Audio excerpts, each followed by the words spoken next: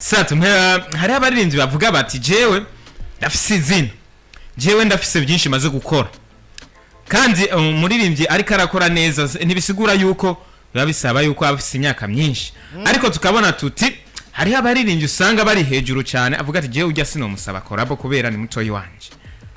Aho ngaha mu Burundi abahora babivuga ati jewe ujya mutoyi wanje sinomusaba collabo, cyaka avuga ati umuririmbyi wo hanze kandi international abikora neza, avuga ati nanje uri yawo hanze sinomusaba collabo cyangwa sinogera ngo ndamufukamire ndamwisembe ndamusabe collabo. Sat kugenda gusaba collabo umuririmbyi ariko arakora cyane agusumba performance, agusumba fan base, ariko kaba umusumba imyaka, umusumba experience, imyaka umaze mu muziki, mbega kugenda kumusaba collabo uri kura mwisemba ni bibi? Yes, mwisemba mwisemba gute mugiye wo kuvuga ati jewe nka Sadbi ndakeneye nka dramatic dukore collabo iski kibazo cyisubona ko ari kibazo.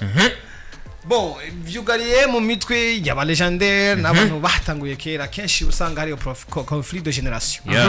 Urumva kasanga ntago ushobora kwegera generation shasha ko zitarankora ku bintu, ariko biravana n'umutima wa umutima Imana yakuremanye, valeur n'ubuntu ufise muri wewe.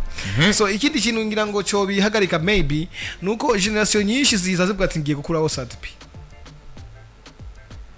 Urumva aza avuga ati ngiye gukuraho Sadbi, umaze wiyumvira uko sin de respect iragabanuka.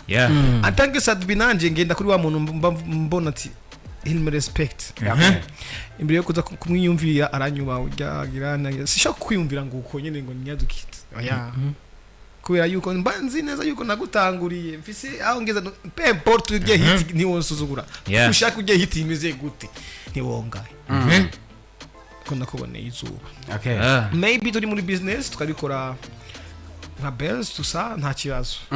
Urumva so kubwanje mbona nta kibazo na kimwe, ahubwo gusaba artist bateza guhagarika kuza bavuga ati ngiye gukura ko naka ngiye gukura ko naka, basanga umuntu munsi Fernando nanuzanye bari up na dramatic bari up cyangwa melanin akaza gapeti gashaka kuvuga ngo ngiye gukura ko bajya. Oya genda muze mukorane mushikirane nguvuze hamwe cyugegwa ko n'abantu ubutumwa nyene nyene bumva yuko Sadbi mukuru wabo yabahaye ubutumwa nyene nouvelle generation keep it up mu wake mukundane ni mu